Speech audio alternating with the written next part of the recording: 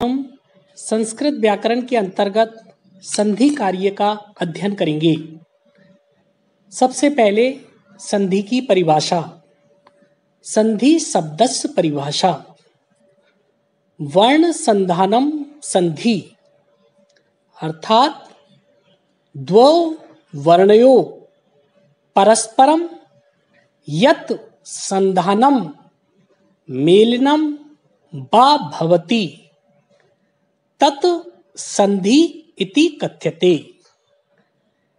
इसका हिंदी में अर्थ ये है कि जब दो वर्णों का परस्पर मेल हो अथवा उनको जोड़ा जाए तो उन स्वरों से उत्पन्न जो नया स्वर बनता है वह उस शब्द में मिलकर के संधि युक्त पद बनाता है।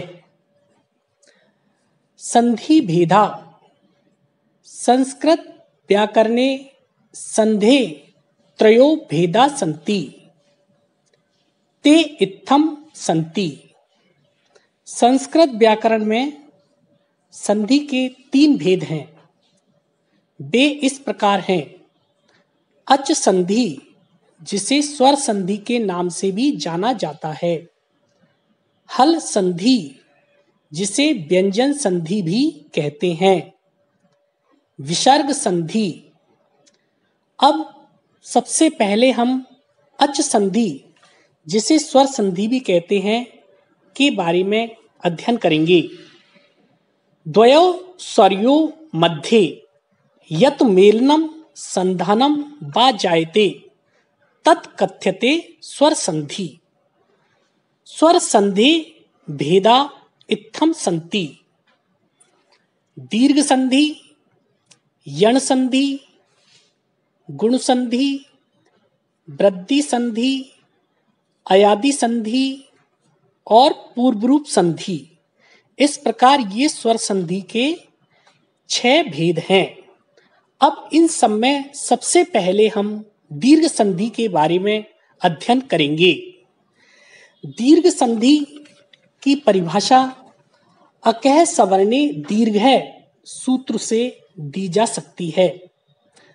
यहाँ पर संक्षिप्त रूप से ए आ, ई ई, उ ऊ, रे री के बाद यदि ए आ, ई ई, उ ऊ, रे री स्वर वर्ण आ जाए तो वह क्रम से दीर्घ आ, दीर्घ ई, दीर्घ ऊ और दीर्घ रे में बदल जाता है। कहने का तात्पर्य यह है, यदि समान स्वर के बाद समान स्वर आ जाए तो वे दोनों स्वर मिलकर के दीर्घ स्वर में परिवर्तित हो जाते हैं, दीर्घ स्वर में बदल जाते हैं। इस परिभाषा को हम एक दोहे के रूप में भी ध्यान रख सकते हैं।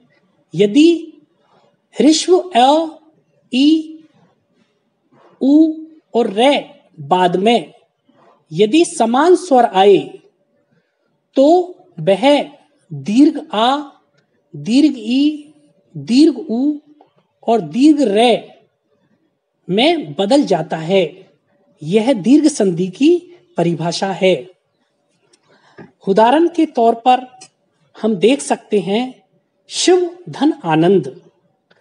शिव शब्द पहला शब्द है, इसके ब में ए की ध्वनि आ रही है और आनंद जो दूसरा शब्द है उसके प्रारंभ में आ स्वर आ रहा है।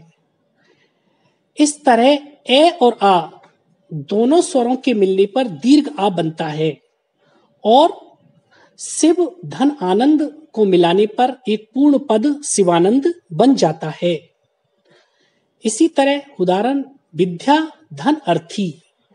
विद्या के अंतिम वर्ण द्य में आ स्वर आ रहा है और अर्थी के प्रारंभ में ए स्वर आ रहा है। आ और ए के मिलने पर दीर्घ आ बन जाता है। इस तरह विद्या धन अर्थी को मिलाने पर विद्यार्थी पद बनता है। रवि धन इंद्रः, रविंद्रः। लघु धन उर्मी लघुर्मी, पितृ धन ऋणम पितृनम। इस तरह ये